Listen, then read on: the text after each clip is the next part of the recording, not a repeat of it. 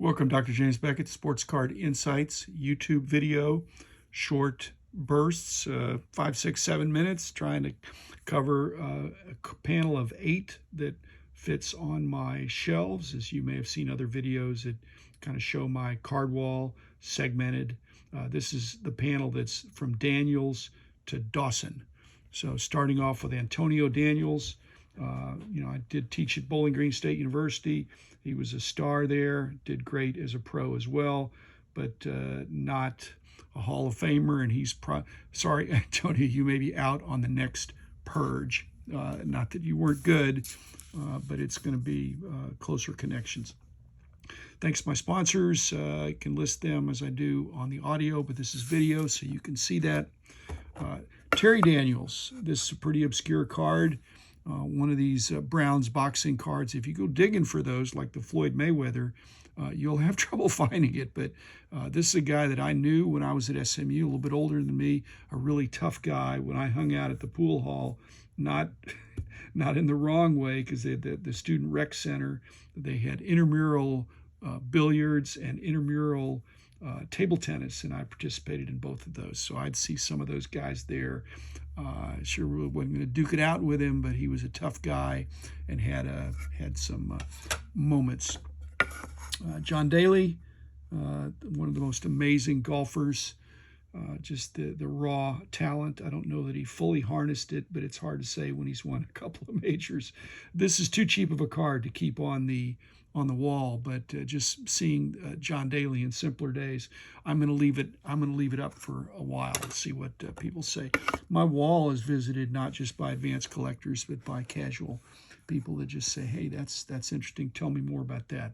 Louis Dampier, I really enjoyed watching him. I used to walk over after halftime to Moody Coliseum on the SMU campus where the ABA games, where you could get in for free after halftime, just walk in. And he was a dead-eye sharpshooter. Again, I don't know that, well, I'm not going to compare him. It's just that he was an amazing shooter from distance. Mel Daniels, another great ABA star, starting to get some recognition as kind of a power forward center, a strong rebounder. But unfortunately, I think Mel and Louis are both not going to make the final grade for the wall, but they've been up for a little while. Mike D'Antoni, I always tell my wife, we go to the game and I'll say, "See the coach of the opposing team over there, do you think he was ever a player?" Well, now she knows to say yes, but they don't look like they used to be players. But Mike D'Antoni is a good example of a good player who went on to be an outstanding coach, for sure, outstanding coach for the offensive side of the game. And you noticed he was a 4 grade, which I don't care as much about that. For some cards, you really want a high grade. Others, you're just trying to show the representation. Yu Darvish lives 2 blocks away from here, so I probably will. I have another better card of YUU at BGS that'll replace this.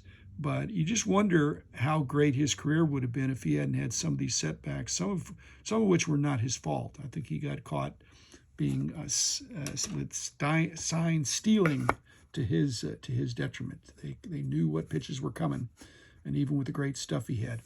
Brad Daugherty's in there as a conversation piece. Decent, actually good NBA player, but also NASCAR connections. I've got some NASCAR on the wall as well. I thought of him as a little bit like Tim Duncan, except not as good. But again, a tall guy, smart guy, good player, but he's probably not going to be there for long. Brad Davis, local favorite. This is autographed. Thought it's a nice autograph, easy card.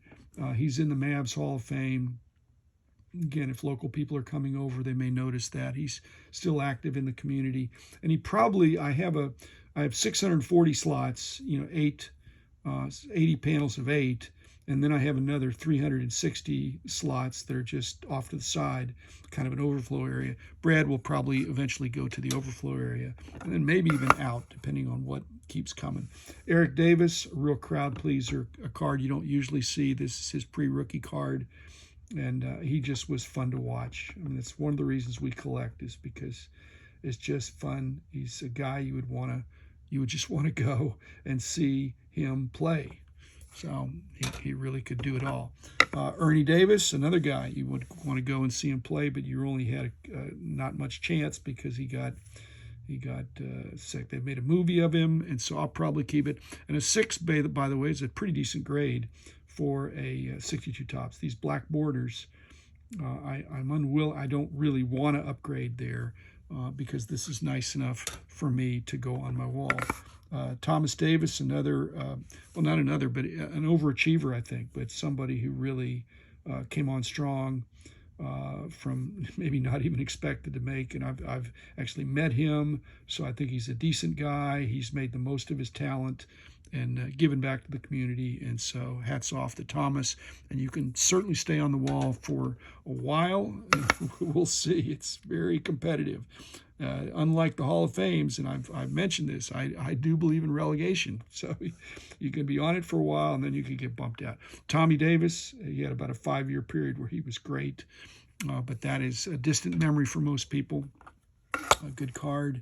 I like the card. I remember getting that card.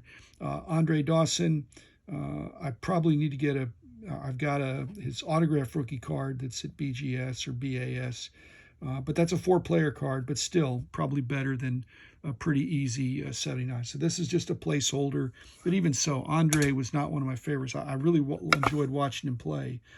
And then Len Dawson, no relation. I've got a choice between this Eskimo Pie, which I think is a really good card, but I probably will not pick that. I'm probably going to pick the National City Bank card, which is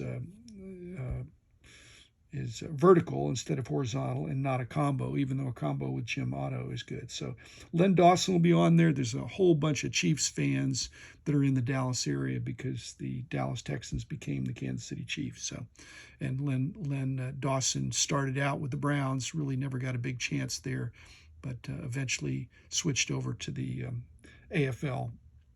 In those days, went on to a great career with the Chiefs. So thanks, everybody, and there's another panel.